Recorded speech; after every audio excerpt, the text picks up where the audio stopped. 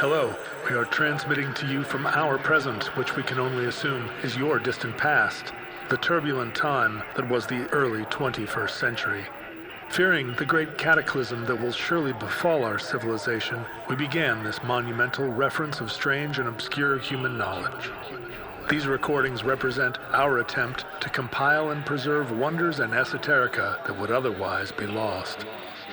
Whether you're listening from an advanced civilization or have just reinvented the technology to decrypt our transmissions, this is our legacy to you.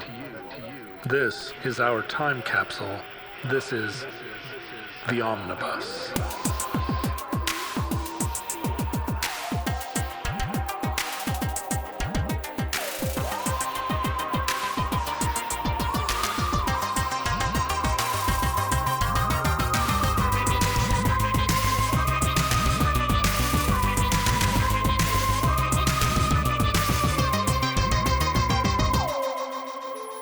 You have accessed entry 144.CO0807, certificate number 31992, the world's largest drum.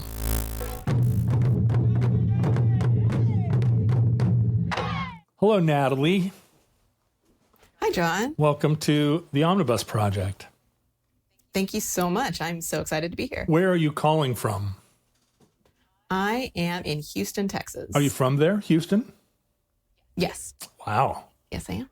Wow. So Yeah, you're used to all manner of indignity, humidity. Oh gosh. Congestion. Yeah, it's about 70 degrees outside right now. It's currently February. So it is 70 degrees and sunny and humid outside. Yeah. Here in Houston. Well, okay. So Natalie, when you appeared, now I know a lot of people listen to this show and don't see it on YouTube. Our YouTube numbers are still dwarfed by people that believe podcasting is an audio medium. But the first thing I noticed when you showed up on Zoom was behind you is an enormous gong. Indeed. A Zildjian gong.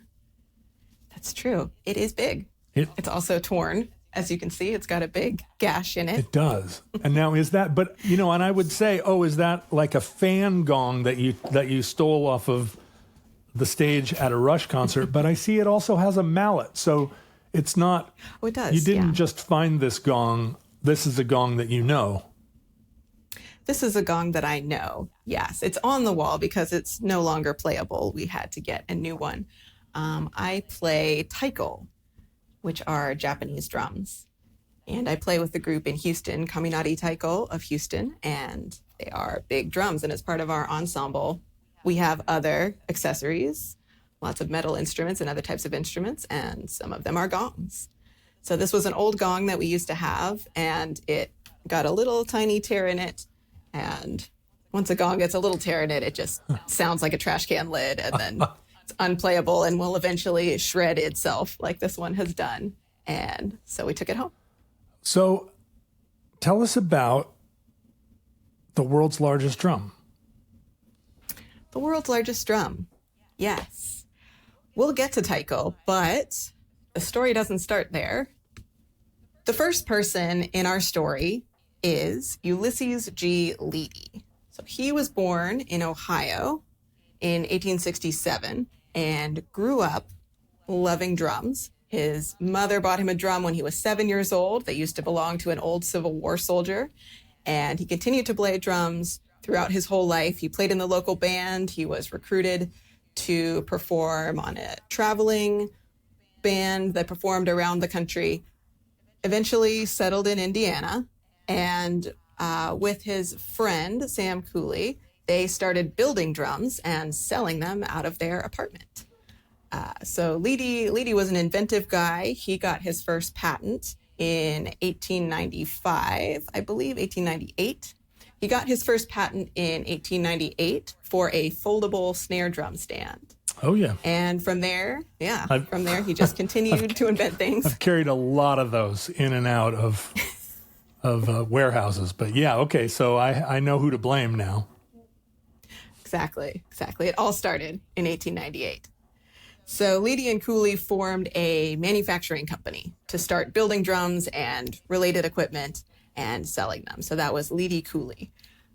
After a few years, they switched it up. Leedy Cooley dissolved, and Leedy formed a new partnership, the Leedy Manufacturing Company, with Herman Winterhoff and Charles Wanamaker. This corporation went on to invent a number of other instruments. So they invented a foot pedal for snares. I think they had 30 or 40 patents in total.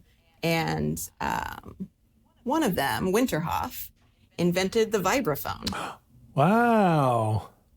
They invented a few other innovative instruments that did not become quite as popular as the vibraphone. They had a timp bass, which is, if you can imagine, an upright bass, but the body of it is a timpano.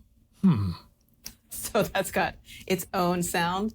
They also invented the octamarimba, or octarimba, where it's a marimba, but each bar is actually 2 bars that are 1 octave apart. Oh. You have a special little forked mallet, so every note you play is an octave. Oh, so it's like a 12-string guitar, except an entire marimba. I mean, I imagine that sounds pretty good. Why didn't that become a popular instrument? I have no idea. I've never seen one. Right. Not as popular as the vibraphone. The Green Brothers Band, I don't know much about them, but they used both of these instruments, the timp bass and the octamarimba, in the 30s. So that's the Leedy Manufacturing Company. They are making all kinds of unusual instruments, and by the 1920s, they were the world's largest drum factory. They had 20 different departments. It was a great time for vertical integration, right? At this moment in history, they had their own lumber yard, they had their own tannery, they had their own chrome plating business, they were making the cases, they did absolutely everything. And they had 900 products at this point in time. And this was in Indiana. Yeah. This was in Indiana. The heartbeat of America. Exactly. And I'm correct in saying that at this point, every drum head was made of animal skin. Yes, all leather. So Leedy, at this point, came across the next character in our story, who is Paul Spots Emmerich. Emmerich was the director of the Purdue All-American Marching Band, and he was an innovator in his own way. So he grew up in a family of band directors, and when he was a sophomore at Purdue, he was chosen as the director of the band in 1905, which was the way it was done at the time. They didn't have a permanent band director. They just kind of picked someone every year to direct the band from the students or the faculty. And they thought, Emmerich, you've got directing experience. That absolutely qualifies you to be the band director. And so he was, and he started innovating right away and did a lot of interesting things. I think the Purdue Band was one of the first marching bands, one of the first prominent college marching bands in the United States. In 1907, Emmerich was the first band director to create a picture on the field, something besides just a military formation. He invented the block P, where they just made a P for Purdue. That was the very first one. So the first marching band, first college marching band, already was doing funny business on the turf. There wasn't like there wasn't 40 years of college marching bands just marching back and forth. It was. Oh, there were, I think. I think marching bands had been around for some amount of time, a few decades by this point. And I don't think Purdue was the first band completely. They were just one of the first and one of the early innovators in the marching band space. But they were definitely the first to create this kind of figurative image on the field. So they made a P. Purdue still uses this block P today. It's one of their classic formations. They've got all kinds of variations on it. They've got a P with 2 lines, and then they've done it with 3 lines, and sometimes the lines go around each other. They've got an action P, which is italic P. Sure, action P. That's very fun. Love the concept of action P. Yes. Can a regular Emmerich P become an action P? It surely could. They could have their I think that's normal P, and then that's one of the features of marching band, right? The figures can morph into one another in really fun ways. Emmerich said that he was inspired by seeing geese flying in a V formation. And he thought, if geese can do that, people can do that. He was the first full-time band director. So after he graduated, he came back on the faculty and they said, yes, let's make you the band director for as long as we possibly can. And so I think he eventually served as the band director for something like 50 years. He had a long and storied career. But the part that's important for our story is in 1920-21, Emmerich had the idea that he wanted to make the world's largest drum. They had the Block P. He wanted a drum of impossible proportions. He wanted a drum that was larger than the man playing it. So typical bass drums of the time had gotten pretty big. The biggest ones were around 4 feet in diameter. So that's a pretty big drum. Yeah, it is. Already. It is a big drum. But he said, yeah, I think we can go big. So he went to Leedy Manufacturing Company, which turned out to be the exact right place to go. It's lucky that these folks were near each other so that they could collaborate. And he asked Leedy to make him this giant drum. And of course, Leedy was excited to do this. And this had he wasn't filling a need. This is just like the world's largest pair of Levi's that you see hanging in a country fair or whatever. He didn't say, I need this sound to be heard all the way to Indianapolis. He just wanted the world's largest drum as a bit. Oh, yeah. Okay. Just to say, what else can we do? Right? We've made a P. We've made an italic P. What else? This P has a big hole in the middle. We're going to need to fill that with something. Right. Which is where they put the drum. They put the drum right in the hole in the P. So Leedy made this drum. And like you were saying, at the time, all the drums were made with actual hides. And that was one of the big challenges of creating this drum. So you have to make the frame for it, which is a whole thing, but you could see how it could be done. But you also have to find a cow. You actually have to find 2 cows.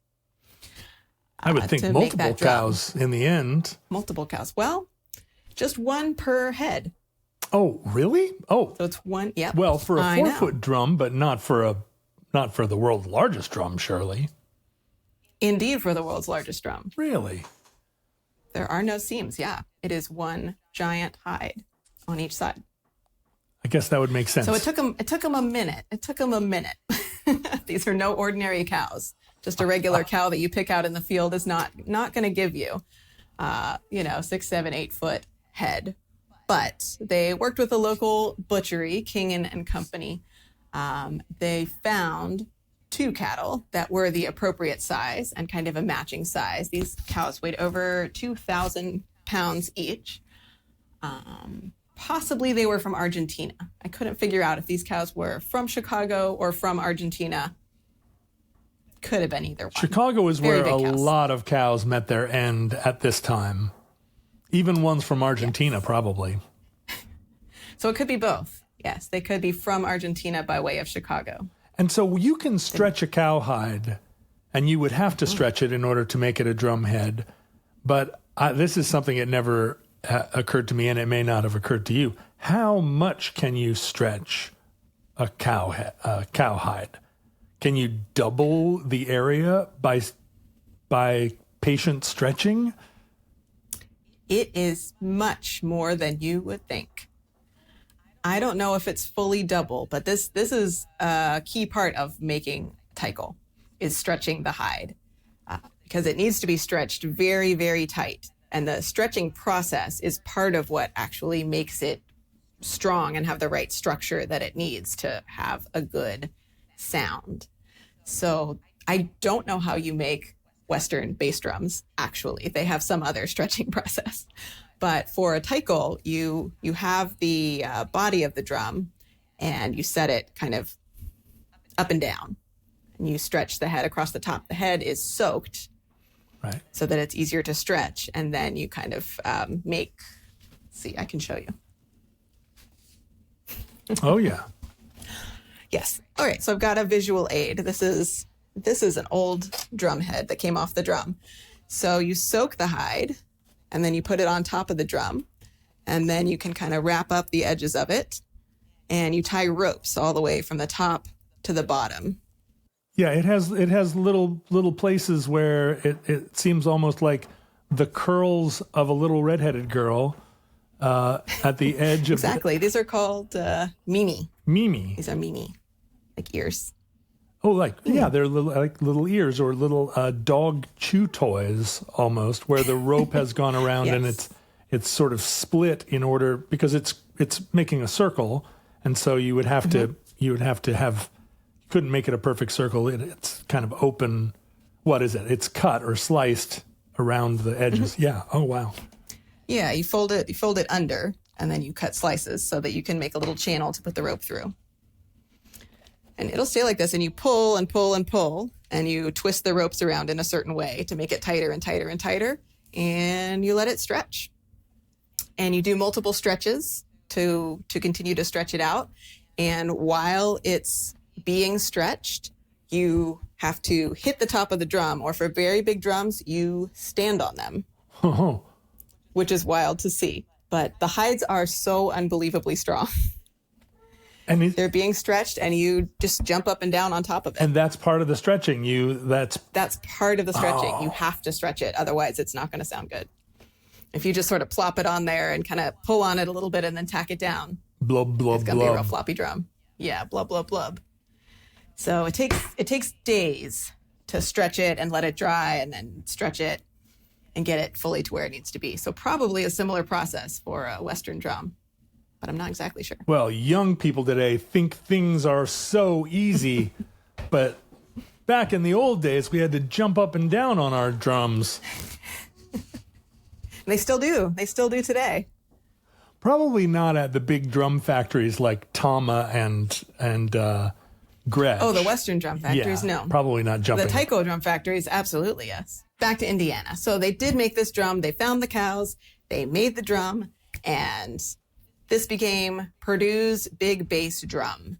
They debuted it in 1921 as the world's largest drum. And it was. And they painted it right on the head so that everybody would know, world's largest drum. One of the first places they took it on the road was to the University of Chicago, nearby. And when they were there was an alum of University of Chicago and an alum of the band named Carl D. Greenleaf, who was also the president of CG Con, which was an instrument manufacturer.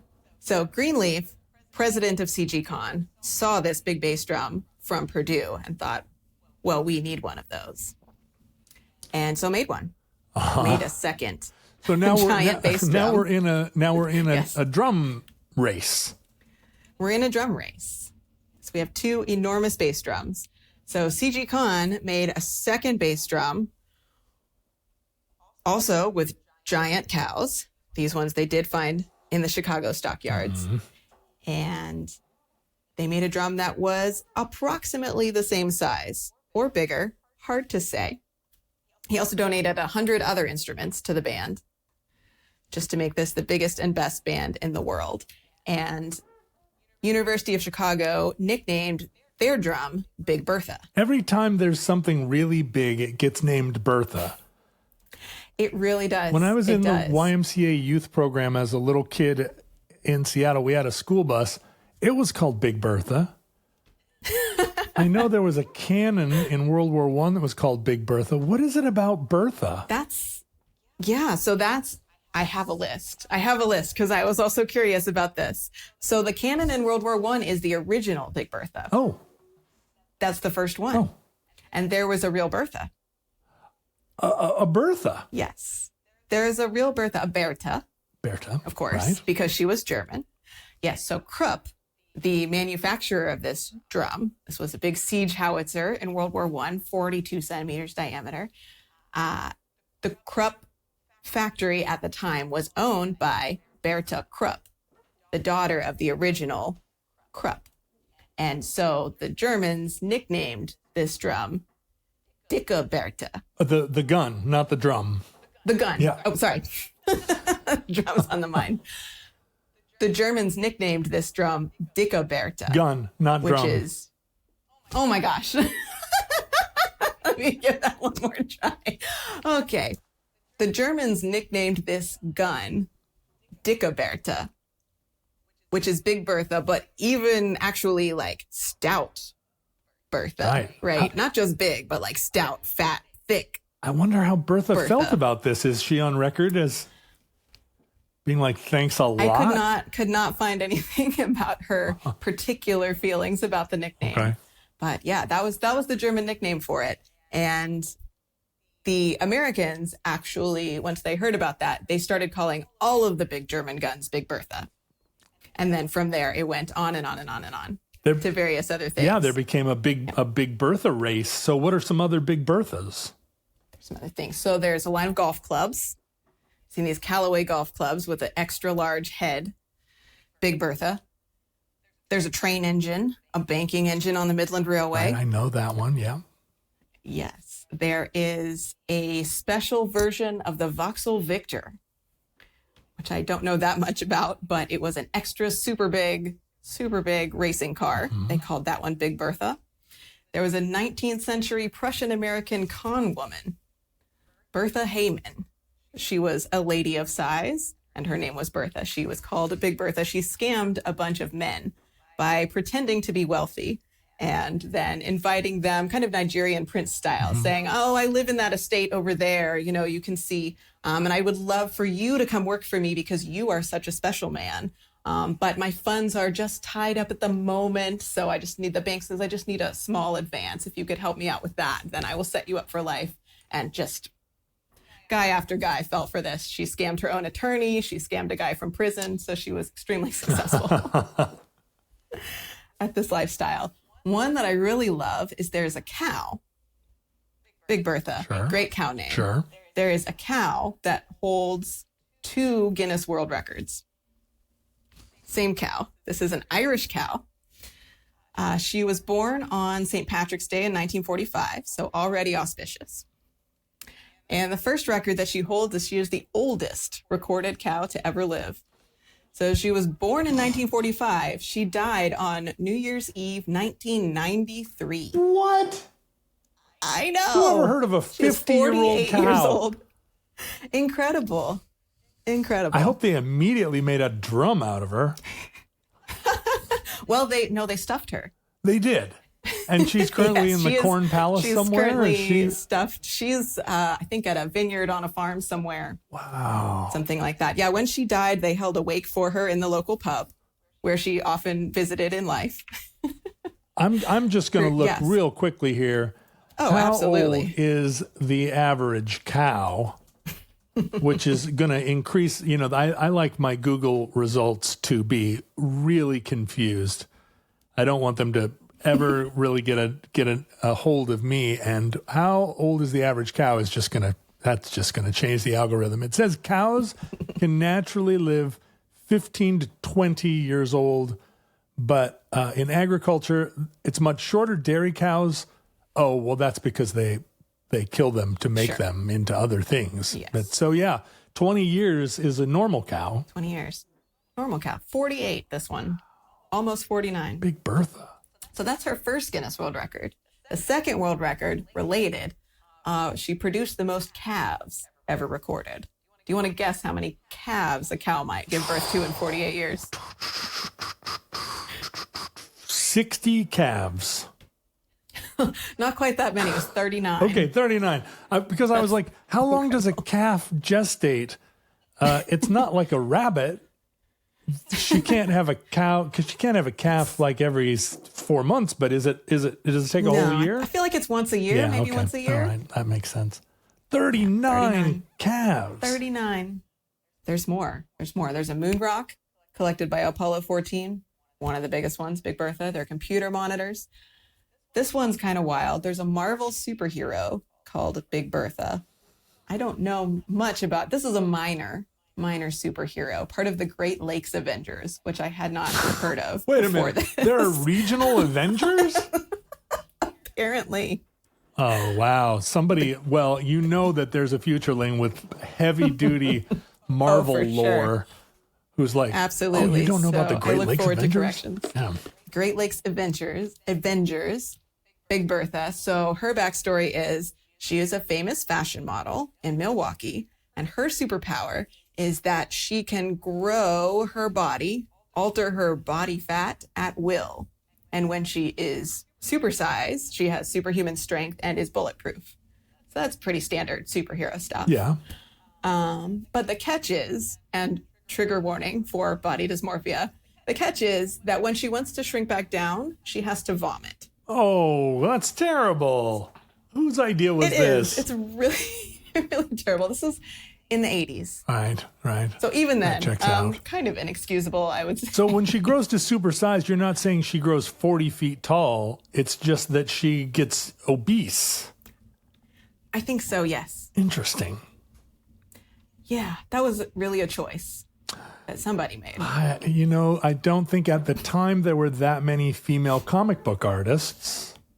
Mm-hmm. And that probably plays a role. They were running out of ideas, clearly. When you get to Great Lakes Avengers, it feels like, you should go back and make more Wolverine comics.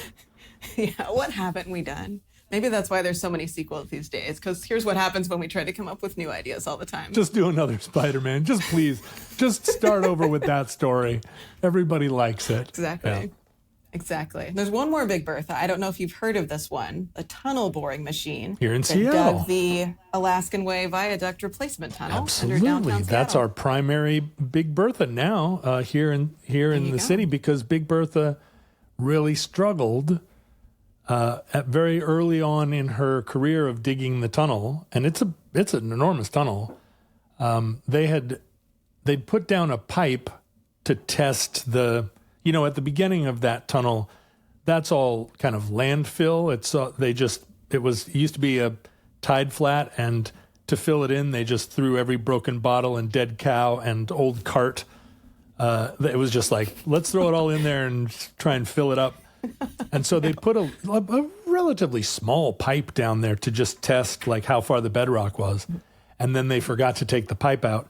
And when Big Bertha, and she was the size of 4 locomotives chained together, when she hit this tiny little pipe, it just stopped her in her tracks, and they had to dig down from above, and it was really a boondoggle. But anyway, we drive through that tunnel every day, so. There you go. Did you know it was named after Bertha Knight Landis? I had no idea. It is. Seattle's first female mayor, and I think first female mayor of a major city in the U.S. Of a major city, that's right. I just assumed that anything big was named Big Bertha. I think it was a happy coincidence in this case. Yeah, right. Sure. And it's big. We've got a famous Bertha. Famous Bertha. And she's a very famous Bertha around here. That's all the Big Berthas I've got. Yeah, well, we can add my YMCA school bus to there you the go. Big Berthas. Put it on the list. All of Maybe this I'll submit named it to after Wikipedia. Berta Krupp. Yes. I feel like that's marvelous, that all the way to the boring machine via Bertha Landis. I guess she probably wasn't named after the canon, so that breaks the chain of custody. Yes, these are probably contemporaneous Berthas. So Big Bertha was Chicago's drum, and these two drums coexisted for several years, each claiming to be the largest. And Chicago probably played Purdue every year, so the two drums would share a football field, and they'd be probably more. I don't know if they did. Maybe they did. I haven't seen any reference to that or any pictures of them next to each other. So maybe they didn't travel that much. Right. Oh, maybe. Well, I'm actually not sure if they met in person. I mean, they would have. Time. College football teams. The whole point of them is to travel around and beat other football teams. So you would think. Yeah, I wonder if an alum of one of those two schools is listening and can go into the school archives and find the picture, share it with us with the Futurelings. Oh, that would be great. Yeah, it would be great to see them back in the 20s and 30s. So they kept going like this until 1939, when Chicago disbanded its football team. Oh. They decided football was not necessary for their status and journey as a university. And so they were done with football. And I think the drum maybe hung around for a little while after that, but then it was put into storage under the bleachers in Stagg Field. And just a couple years after that, also under the bleachers in Stagg Field, was Enrico Fermi and the Manhattan Project. Did they use creating the first the drum in some capacity? No, it just happened to be nearby while they were building the first nuclear chain reaction, man-made nuclear chain reaction in the world, and doing all their experiments there in deep, dark secret. And we know for sure that the drum still existed when we entered the era of nuclear power. Oh, for sure. It absolutely did. It was radioactive after this time. Wow. Big Bertha was, yes. It was. So it hung out under Stag Field for a while, just in retirement, getting irradiated casually. It had a few adventures where it was rented out to various places. In 1945, it went to New York City to play with the NBC Symphony Orchestra. There was, I think, one big drum or thunderclap at the end of Verdi's Requiem. And they said, we need a very large drum, and there's one at Chicago. So they put it on a train. They sent it over there. It did not fit through the door. No! So they had to get a different drum. They couldn't do it. That was it. It went back home on the train. Oh, it did. They didn't just leave it out on the sidewalk. That was it. Didn't fit through the door. Seems like they could have figured that out before shipping it across the country. You would think. Yeah. You would think. Someone could have got a tape measure out. Big Bertha also went to New York at a different time to be the cannon fire during the 1812 overture. At what time? At what show? I don't know where it performed that time. I don't know. I don't know. They either got Apparently it in the fit door, through the door that or time. it was a show outside. Or maybe they just played it from outside and it's loud enough that you could hear it. Then in 1952, there was a film made about John Philip Sousa's life called Stars and Stripes Forever. Right. And this drum was used to advertise for the film, and that they put a bunch of poster paper over it advertising for the film. So it doesn't appear in the film. I don't think so. I have not seen the film, but I think it was mostly a big billboard. Which, yes, not really worthy of its dignity and heritage. We pivoted to deciding that the world's largest drum was the Chicago drum, and that drum is now radioactive and is making the trip across the country now multiple times, probably irritating everyone that touches it. Possibly. And now it's just because it's suffering the indignity of just being an advertising vehicle. Yeah, they did not agree. Purdue and Chicago, they did not agree that the Chicago drum was larger. They both claim to be the world's largest drum. Yeah. And who can say, really? I mean, it seems like another instance where a tape measure... It seems like you could. Yeah. It seems like you could. But sometimes it's just more fun not to measure these things. But the story goes on. That was not the end of Big Bertha's drumming career. Because in 1954, at the University of Texas... In Austin, University of Texas in Austin, the biggest university in the biggest, almost, state in the nation. Did you know, speaking of that, did you know that the Texas state song had to be rewritten slightly when Alaska joined the Union? Yeah. Well, okay, so this is happening in the mid-50s, so it would have still been the largest state in the Union. It would have been, yeah. It would have been the largest state in the Union at the time. Yeah, 1954, biggest and grandest. That's our state song. Now it's boldest and grandest. Boldest, yeah. Well, who could argue with that? Subtly boldest, that's for sure. So at the University of Texas, there was a benefactor by the name of David Harold Byrd. And he was a big supporter of the UT Longhorn Band. And this guy was a real character. He was a Texas oil man. And he got the nickname, his name was D.H. Byrd. He got the nickname Dry Hole Byrd. Ugh. Because he drilled, well, a dry hole is a well that doesn't produce oil and gas, right? So he drilled 56 dry holes before he first struck it rich in 1928. So he got that nickname as sort of a bad luck character. And then all in one day, 1928, he finally struck it big and made his fortune. He was definitely a character. He once lost a wrestling match with a bear at a carnival. That also checks out. I don't know. I guess that's refereed normally I'd think when you lose the wrestling match with a bear, that's kind of the end of your story. But someone must have pulled the bear off. They probably had Don't know how that mittens works. on the bear, too, if I know anything about bears. Yeah. It's amazing. What a great Texas story and a story of American perseverance. Can you imagine drilling your 54th dry well and not being dissuaded to drill that 55th and still nothing? I mean, you would think your backers, your wife, a lot of people would be like, dude, come on. Just believe in yourself against all odds. Yes, so. I mean, you wouldn't be out in Texas if you wanted to play it safe. But this fellow, Dry Hole Bird, he also owned the Texas School Book Depository building when Oswald shot JFK from it. Wow. So that was another interesting story from his life. And he actually, after that happened, he took out the window, that specific window, took it out. He didn't want anyone stealing it. So he basically stole it himself and put it in his house as a souvenir. That's like having a Hitler painting. You know, It's a little macabre, yeah. In 1941, he co-founded the Civil Air Patrol. I was a member. There you go.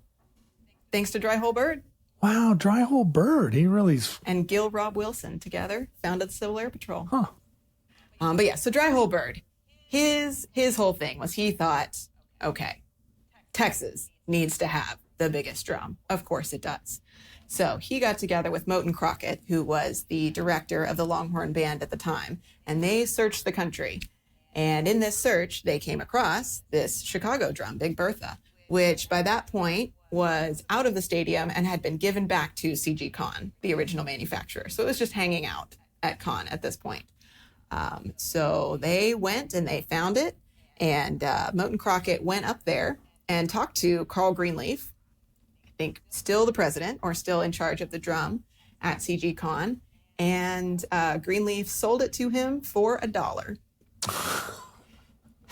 Get this drum out of here. Yes. He says, it doesn't fit through any doors. There's no football team. What am I going to do with this thing? Yes.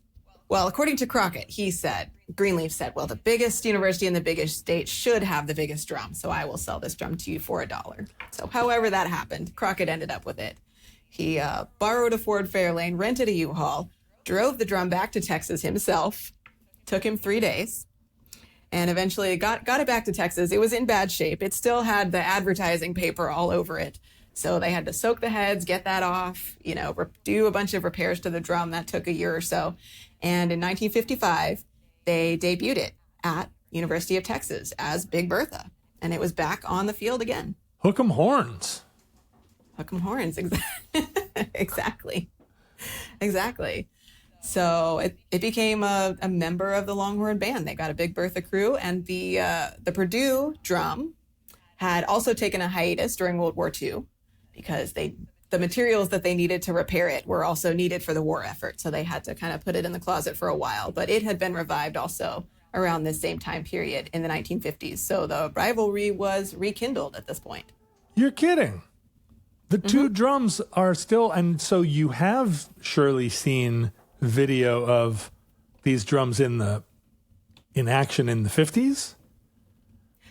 Yes, there's been lots of video actually of both of these drums because, spoiler, they're both still around today. They are? They are. How have I not seen these? How have I not seen these drums in action? I feel like I'm missing some crazy. This is just one of those things to tick off. Like, have you been to all 50 states? Yeah. Yes. Have you seen the Purdue World's Biggest Drum and the competing radioactive Big Bertha World's Biggest Drum? That's actually the next point in our story. They were supposed to meet. In 1961, Kappa Kappa Psi, the fraternity, the chapters of this fraternity at each of these two colleges, challenged each other to a measure off. They said, we're going to bring both of our drums to Wichita, which is where the fraternity's conference was that year.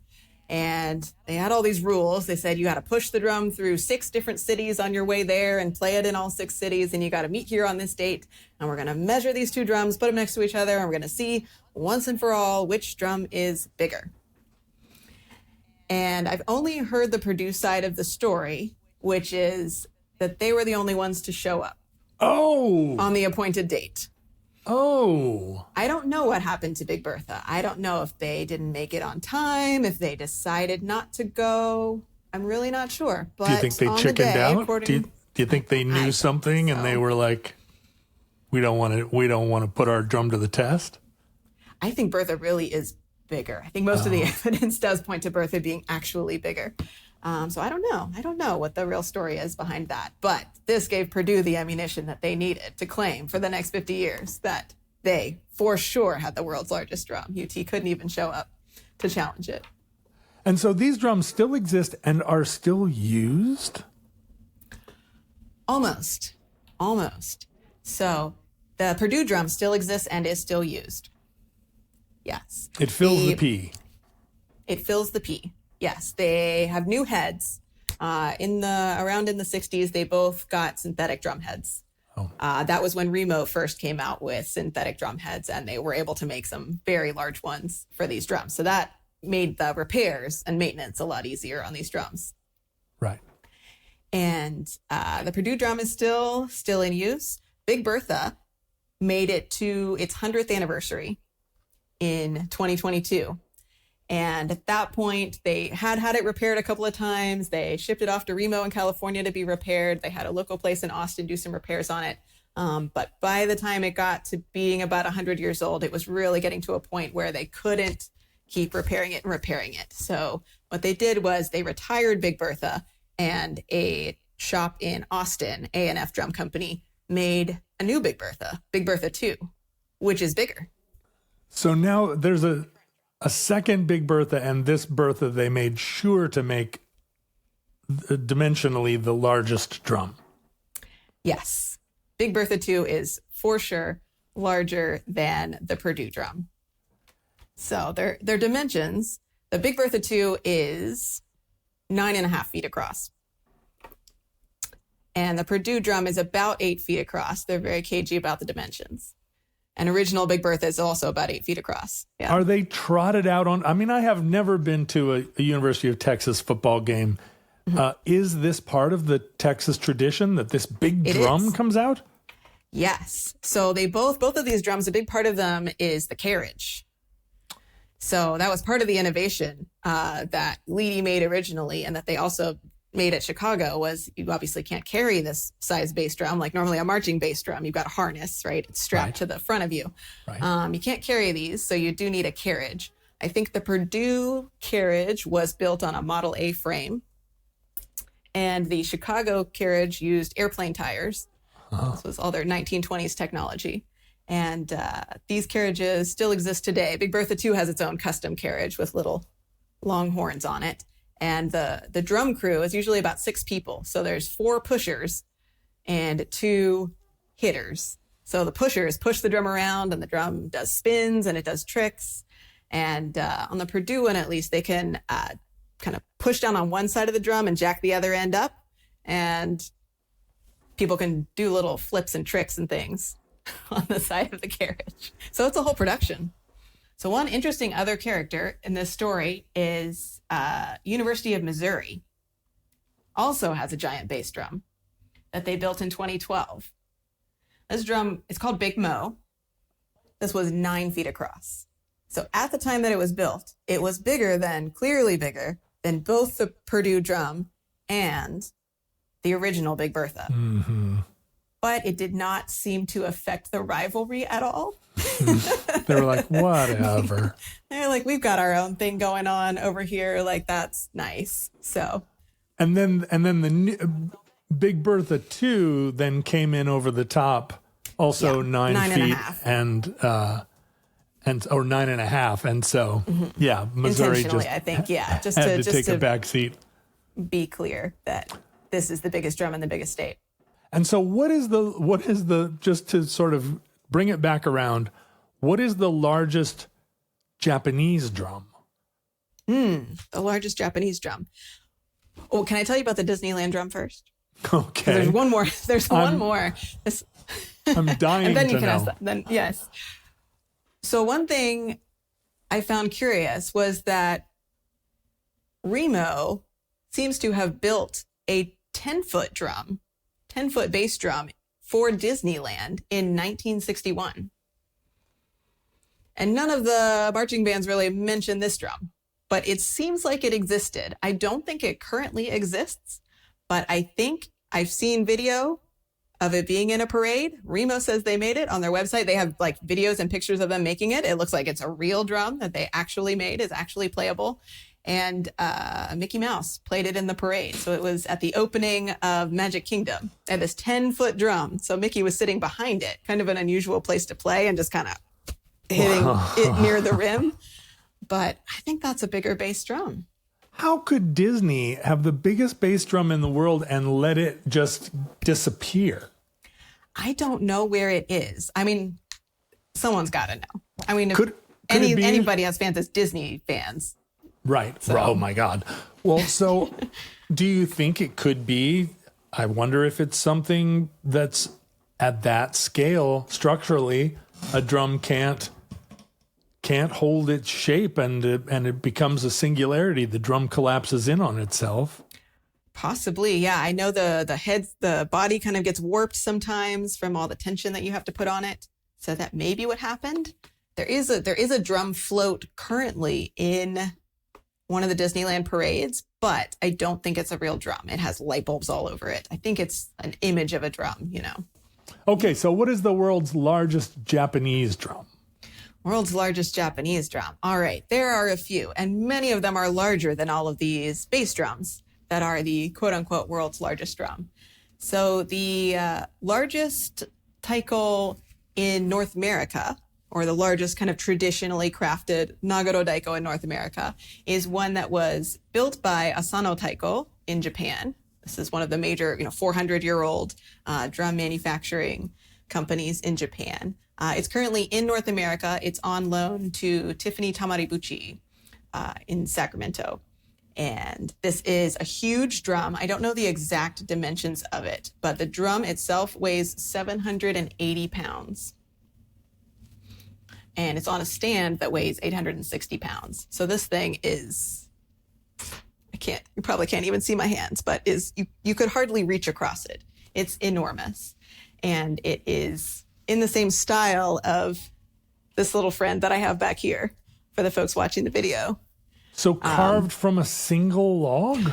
Yes. Wow. That's the wild thing. So to get a single log, the wood that you use for the largest solid body taiko is either zelkova, which is a Japanese wood, and it's very hard and it can be carved and it has good resonant properties.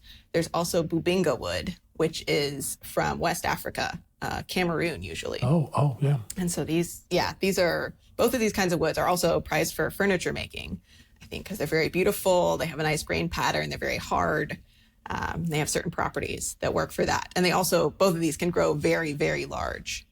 So I believe this Asano Taiko drum is made from bubinga wood, or several of the large ones are. And, just an enormous tree, 8-10 feet across at least, that's hollowed out in a single piece. The biggest drum couldn't possibly be just some competition between University of Missouri and University of Texas. Like, where are the other nations of the world? There are many types of biggest drums. So there also is the question of what is the biggest drum, right? Does it have the biggest diameter head? Does it enclose the biggest volume? Is it the heaviest? In Nigeria, there are a couple of drums that are claiming to be the world's tallest drum. Right. So this is a completely different type of drum. It is a sato drum from different cultures in West Africa. So this is kind of a regular diameter tree trunk, but you take a long section of the tree, several feet tall. I think they're normally maybe 4 or 5 feet tall, but there are some drum makers who have made gigantic versions of these. And the largest one, I think, was made in 2017. The artist was Femi Koker, and it is about 18 feet tall. So it looks like a cannon. We're back to yeah, Big pretty Bertha. much. You just stand the cannon up on its end and boom. That was created for the African Drum Festival 2017. So that's probably the tallest drum in the world. That's pretty tall. Right. That's the tallest. There are several taiko, Japanese drums in Japan that are very large. So there's a whole group of drums, these Nagaro Daiko style drums, also made by Asano Taiko in Japan, that are at the Matsuri no Mori Museum in Takayama. And this is a festival forest museum that has a collection of these enormous drums. So these are, the largest one is 2.7 meters across.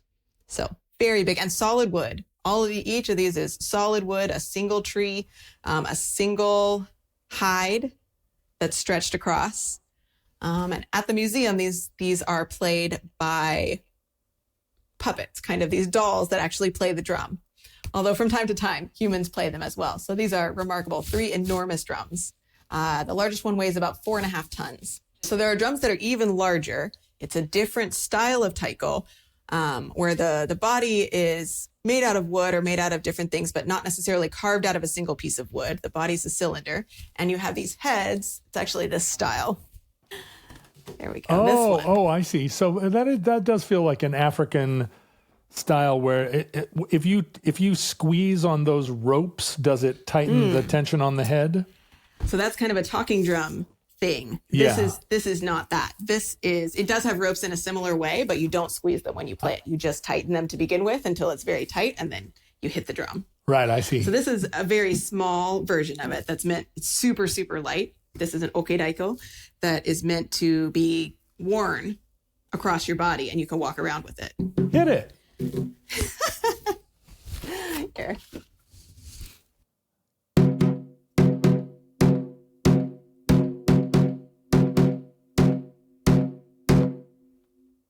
So that's a shime daiko style, where it's tightened with ropes instead of being permanently tacked on. And the old shime drums can get bigger. So there is a town in Akita in Japan called Tsuzureko.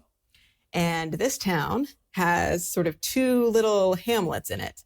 And going back to the 1200s, they have celebrated these large drums in this town, which happens in many places around Japan. There are so many enormous drums. You just go to a random festival in Japan and you will see, a 5, 6, 7 foot drum going down the street on a float, and there's people sitting on top of it playing it. And it's just, this is what we do for festivals.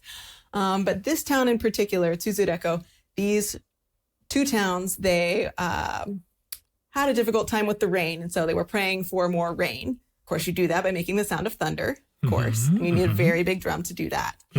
And over time, this evolved into a rivalry between the 2 towns, where originally they were reenacting the Battle of Sekigahara. Okay. A famous battle in Japanese history from around 1600.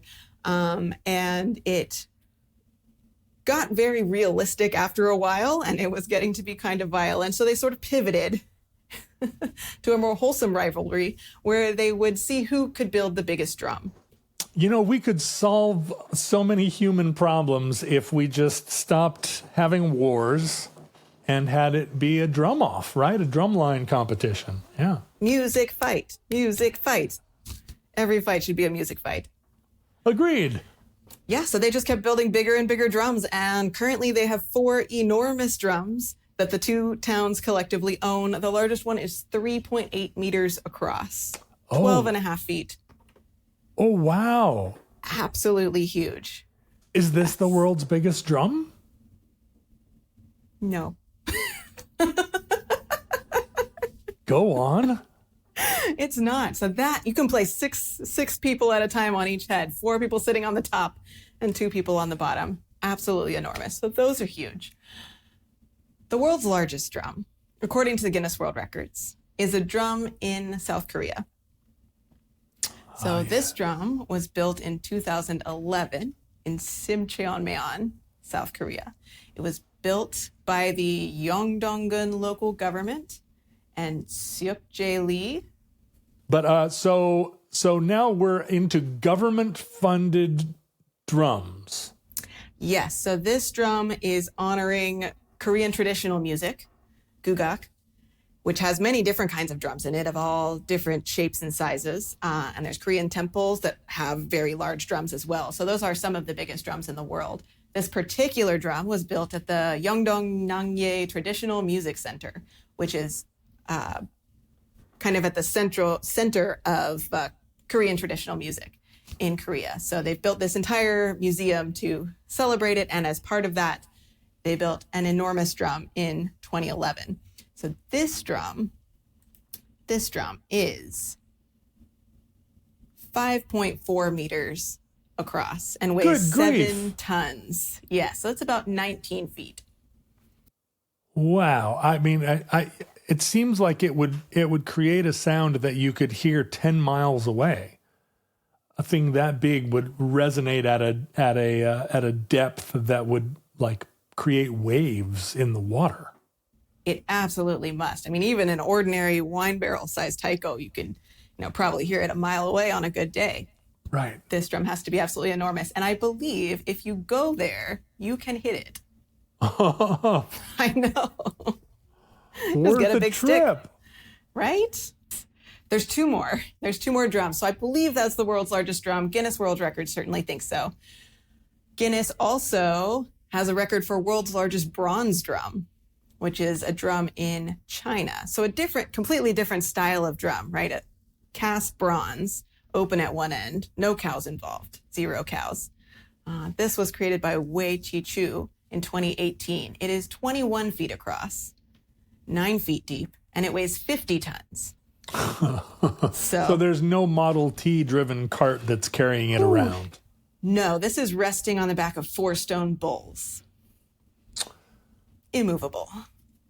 Well, that must have a completely different sound. How much do I want to hear it now? A lot, I think. Yeah. I think you can see videos of this one. Yeah. You hit it with a big mallet and it rings out. Okay. There is, and there's one more, a little bit different. This one is in Canada. So this drum is in the Northwest Territories near the Fort Good Hope. And it is right at the Arctic Circle, where the road crosses into the Arctic Circle. And I believe this is the only place in Northwest Territories, possibly, where a road crosses the Arctic Circle. In 2021, they erected this giant metal drum. This is the Kasho Gotne people. And it is a metal sculpture of the frame drums that they play, which are, handheld hide stretched over a frame. Right. So this drum is larger than the Korean drum in diameter, but because it's metal and the actual drums are hides, this is more of a sculpture of a drum than a drum, I would say. It does weigh 7 tons, and it's very cool. I don't know if we can conclude this episode by saying the world's largest drum is the drum that you had with you the whole time, the drum that lives in your heart. But again, I don't think it's up to us. It can't be up to you and me to determine which of these drums is the world's largest. There's one more kind of silly one. Okay. Okay, so if we really want to go bigger, there's one slightly silly drum that is definitely larger than all of these drums. This comes from space plasma physicist and science communicator Martin Archer in the UK, who claims that the largest drum is actually the Earth's magnetosphere. So I think this is a theory that was put forward a while ago, and now we finally have the satellites to test it. This is a real scientific paper that has actually been published. So the theory is the Earth's magnetosphere is a sphere surrounding the Earth. It's way, way out there in space, much larger than the Earth. And it has a surface, and it's been theorized that if you hit the surface, that this magnetosphere will resonate with certain frequencies and harmonics in the same way that a drum does. And this happens during solar storms all the time, I'm assuming. Yes, exactly. So that's the kind of impact that you would need. So you need an impact like that has a single, point of impact at a certain point in time. And then you would need the satellites that are spread out that can observe different parts of the magnetosphere and see how it's moving. And so a few years ago, they finally did that study and they did the measurements and they discovered, yes, we do see those vibrations traveling through the magnetosphere. So that could be the world's largest drum, not man-made.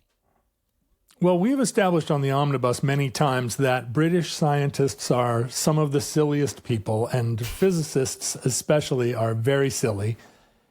But this seems to indicate that a planet with an atmosphere of any kind would have this capacity to function as a drum. And so I wonder if this has changed the search for planets that have the capacity to sustain life, because we would be communicating like drum noises to one another, like our UFOs out there, like hearing the Earth go boom, boom, boom, boom, boom, and they're like, "Whoa, this rhythm! It's a taboo rhythm." That sounds like our sun. Yeah, it's actually the magnetosphere. So you need to have a magnetic field. Oh, I see. Which is not that common. Not that common. I believe the only reason that we have a magnetic field is because we have this liquid iron core that can sustain a magnetic field around the Earth. A lot of other planets don't have that. But we haven't determined whether it's necessary to have a magnetic field to have an atmosphere. Is that right? Oh, yeah, those are unrelated. Unrelated. Okay. All right. Yes. Well, and so without a magnetic field, that suggests that other life forms might just be undifferentiated goo, because the magnets aren't, we don't even know how magnets work, but it may be the magnets are why we are walking around and playing the banjo and making drums and so forth. I think they protect us from cosmic rays. Don't quote me on that. And that concludes the world's largest drum. Entry 144.CO0807. Certificate number 31992 in the Omnibus. Futurelings, from our vantage point in your distant past, we all know conclusively that social media is a pure garbage fire, but we recommend that the last place you visit before you sign off completely is an Omnibus-related social media place. And you can find them on Reddit and Discord and Facebook. You can visit us and watch this show on YouTube at youtube.com/@theomnibusproject. You can email me directly, and your email will be answered by Grant, the manager Grant. Email us at theomnibusproject@gmail.com. You can visit our website and propose your own show, as Natalie has done. You visited us at omnibusproject.com. Is that correct? I did. Yeah, and submit your proposal to omnibusproject.com/submit. And you can send physical mail, care of the Omnibus Project, to 609 Southwest 150th Street, number 48084, Burien, Washington. That's Burien, Washington, 98166-9998. And finally, if you are one of the millionaires who are going to try and build the world's largest drum, do not make it a sculpture. Do not start a war between the Koreas. And before you spend millions on this weird vanity project, donate to our show, or rather, it's not so much a donation as it is supporting the show with your benefactor, with your, what is the word I'm looking for? Not with your benefactorness, with your as a benefactor? Yeah, as a benefactor. With your benefactorality. Beneficially, go to patreon.com/omnibusproject and sign up. There's going to be a lot of bonus content and more all the time.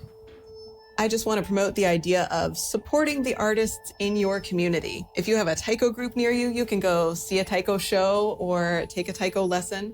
In the taiko community, we have a great organization started a few years ago called Taiko Ventures that provides a stable income and things like health insurance and tax preparation for taiko artists, full-time taiko artists, which is something that you don't always have as a full-time artist. You do not always enjoy stability or health insurance or things like that. So organizations like these help artists not have to make so many compromises between eating food and making great art, which is always a wonderful thing.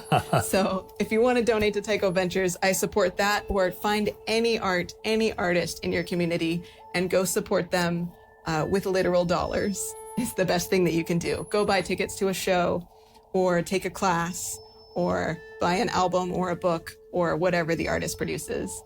And that's all of our collective responsibility because the world needs art. Yeah, bravo.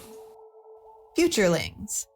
From our vantage point in your distant past, we have no idea how long our civilization survived. We hope and pray that the catastrophe we fear may never come. If the worst comes soon, this recording, like all our recordings, may have been our final word. But if Providence allows, we wish you many goods and cheese and hope to be back with you soon for another entry in the Omnibus.